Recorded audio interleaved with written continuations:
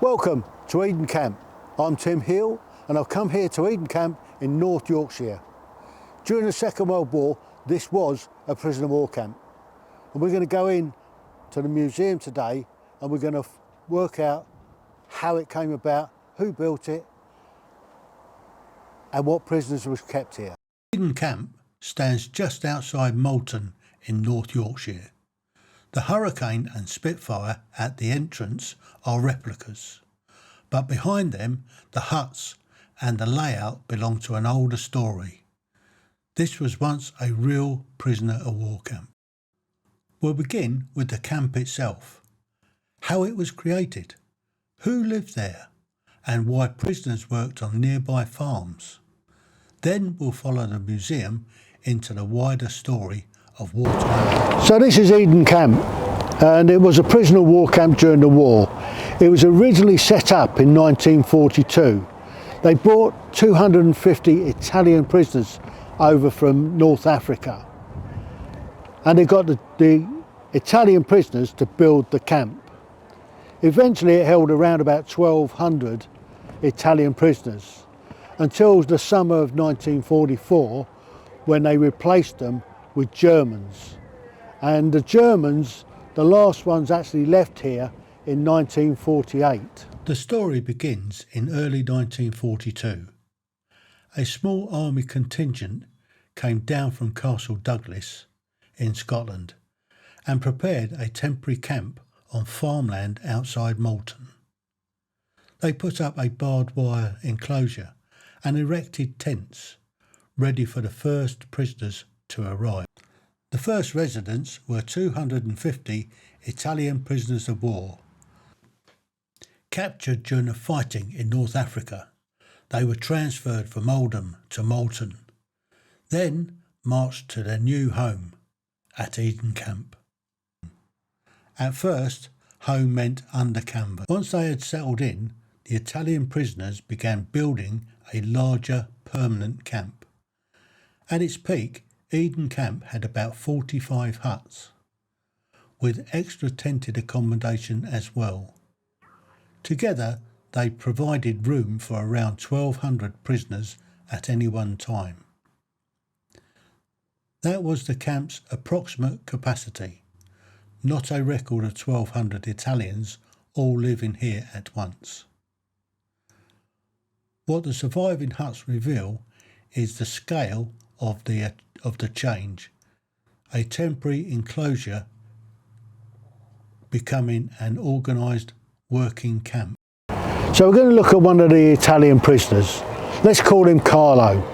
So Carlo would have come over with the first 250 Italian prisoners from North Africa. And they were set up here. Originally it was tented. So they got the Italians to actually build the camp. And eventually they got 1,200 in here. Daily life at that time for Carlo, once they'd finished building the camp, they would, every day they would have a morning roll call and another roll call in the evening. What they'd also do with the prisoners is they would send them out on work parties. Because most of the men, the farmers, had been called up, they put them to work on agricultural land, helping to feed the country. So daily life, an Italian prisoner or a group of Italian prisoners would be sent out to work on the farms in the local area. So now we're going to talk about Arthur. Arthur was a guard here at Eden Camp. During the war, Arthur's role was to count prisoners in the morning and count them in the evening.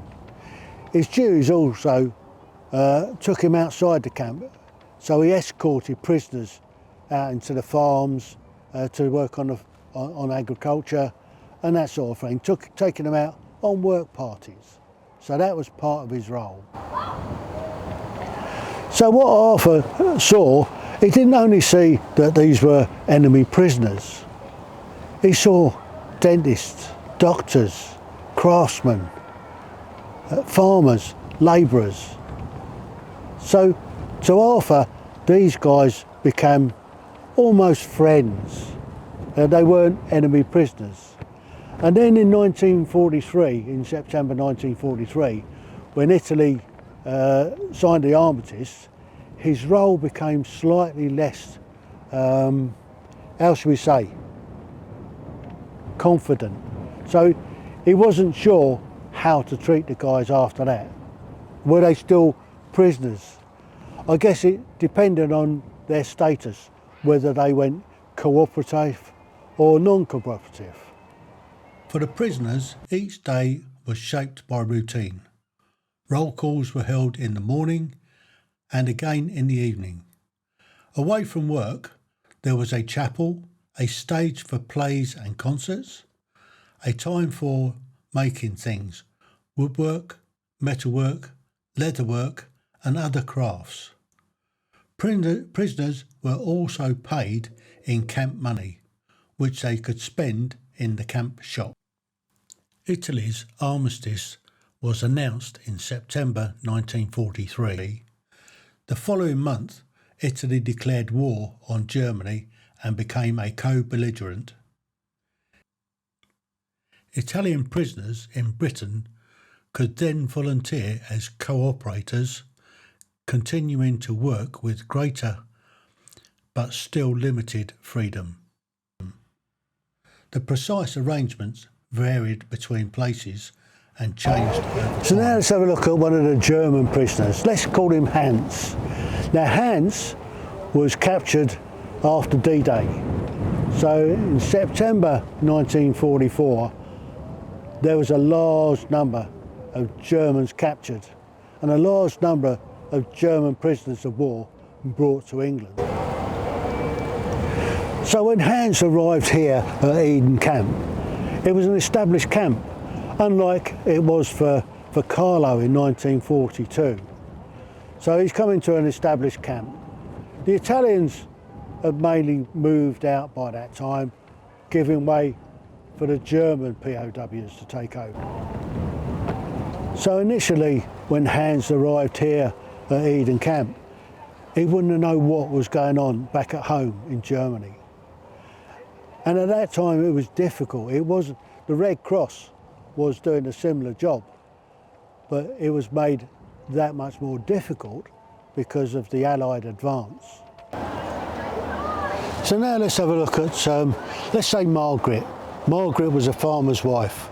She'd been left during the war. Her husband had been called up at the beginning of the war, and she was struggling at running the farm herself. She put an application in to get prisoners of war to come along and do the work for her. So by 1944, the Italians were still working on the farms, but also they were sending the Germans out to work on the farms in the local area. You couldn't make it up. And again, the impression that Margaret had of the Germans was by and large proved to be slightly wrong.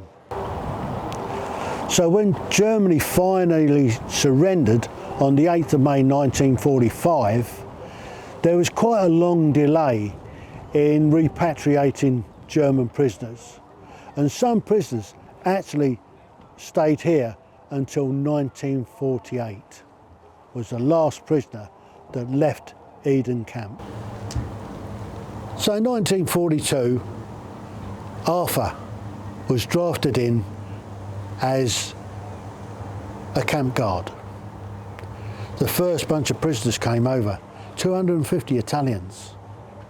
One of them was our friend Carlo.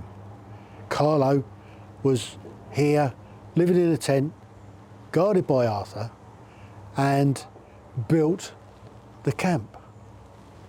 They constructed the camp. It's like a prefab camp. It's all built of concrete. And at the end of it, once they got the camp built, they were sent out on work parties to farms in the local area. Now Arthur and Carlo, they went out to one regular farm where Margaret was the farmer, or the farmer's wife. Her husband had been drafted into the army, missing the key element of a reserved occupation. So Arthur and Carlo went out, met up with Margaret every day. She directed what they did on the farm. Then in 1944, after D-Day, a vast amount of Germans came over. One of them was Hans. Now Hans was also drafted to go out and work on the land, and he worked on Margaret's farm. So Margaret's idea of a German or an Italian changed once she actually met them. They became real people rather than the propaganda that was being pushed out at the time. So there you go, that's our visit and what we've learned today here at Eden Camp.